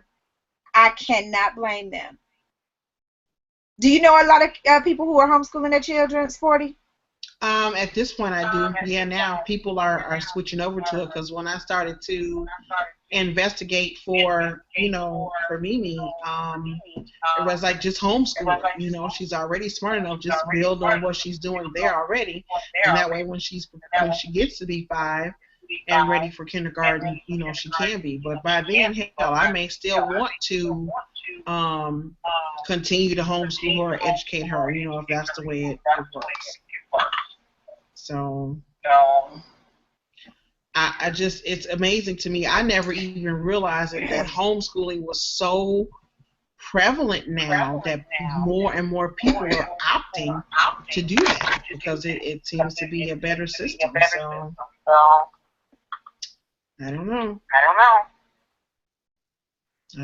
don't know if it's a better. I don't know if it's a better system, but I do know that it's more efficient, and then it makes you a little bit more accountable for your children's education. You know what's going on. You know what they're supposed to be taught. You know the time frame in which they're supposed to know it. And so if you are taking an active approach in your child's education, then I know people have jobs and they can't just stay at home and watch their kids all day. However, you're your children's first teacher anyway. Mm-hmm. This is true. So I'm a bid adieu to those of you guys who are on Periscope. We're gonna wrap things up over here on BTR and on YouTube. So again, if you want to go on over to YouTube and catch the rest of this, you can. But we have to get out of here on Periscope. So I'll see y'all next time. Bye-bye. Bye. All right.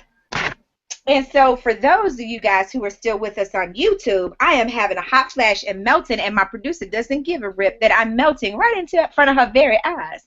But I think that I want, Sporty, before we get out of here, I want you to give me your final thoughts in terms of this, what we can do to make this all better. Well, one of the things that I would say is that take an active approach. Parents, take an active approach and get to know these statistics. Get to know your administration and get to know the teachers in the schools you select for your children. If you're active and they see that you're paying attention, they like to fire under their behinds to make sure something is being done. Don't just let it fall into their hands and make them the 100% responsible and accountable for your responsibility, which is your child. Just make sure that you're, be participatory, in everything, academically, extracurricularly, everywhere. Be participatory. Was that it? Yep, that's it. That's enough. Okay. All right. I have to agree with you about the fact that you need to be involved, be engaged. And if you think that there's something that your child is missing, provide it for them. Don't allow someone else to necessarily that was for me, Sporty. Don't let anyone else be the steward of your child's education, because if they fail and they're not doing well, ultimately we're gonna side eye you. You know what I mean? Mm-hmm. It's like you have to be accountable. You can't only take credit for the good things. You have to also accept the responsibility for the bad things as well. And so if your children are falling behind, then you need to put in some extra work. If that means you need to go to the store where the teachers go and get their stuff, to get some workbooks and get some things, to make sure that your kid's on track. If you need to download the curriculum for homeschool, then you need to do that. But I think it's important that we all take an active approach. If you are good at something and you can do that study group thing like your friend is doing, or you can tutor, be there, be an influence, pass on what you know. But we can't stand by and be like, that's a shame, and then don't do nothing. So right. With that being said, get involved, volunteer to school, do something. Do something. Don't just talk about it, be about it. And on that note, we're about to wrap things up. I just want to say on behalf of our producer, Cousin Chan, our incredible invisible intern, our missing in action slap, Sporty Spunky Angel, and myself, the consummate provocateur, Miss Kiki, we wanted to send a special condolences out to one of our repeat offenders, Mr. Dino Wells. Shout out and condolences. Our prayers and thoughts are with you during this time. He lost his son a couple of weeks ago, and it will be a long journey for him to recover. So we will definitely keep you in our thoughts and our prayers.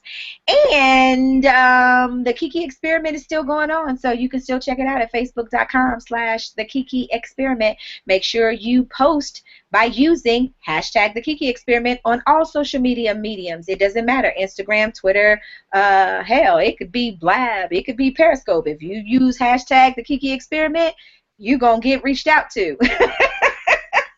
Absolutely. And next week, what are we talking about? Oh, because we have failed our kids so horribly. Mm-hmm. They don't know how to put a damn stamp on a letter. We're going to talk about the art of communication next week. So, yes, Nazi, word Nazi, grammar Nazi, all of that will be in full effect. So make sure you join us. All right, Sporty Spunky Angel.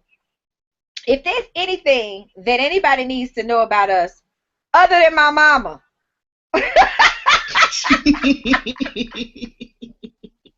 they need to Google us, bitches. That's a private joke. If you don't watch us on Periscope, shame on ya. Follow me, KiKi Richardson, on Periscope. Sporty Spunky Angel is Jams86. That's JAMMS 86 on Periscope. And our producer, Cousin Chan, the Original Truth, DA Original Truth.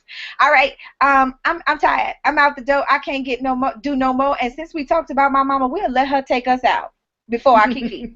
Okay.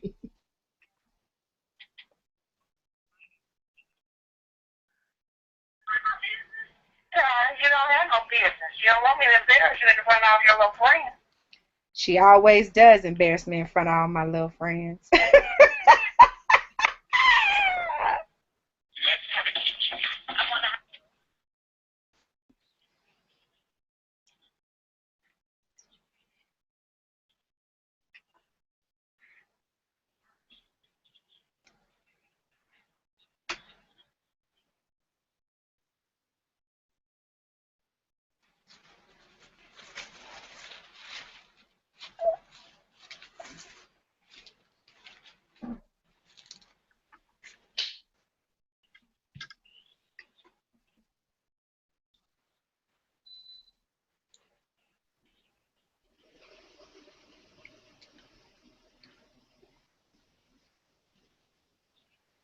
Go.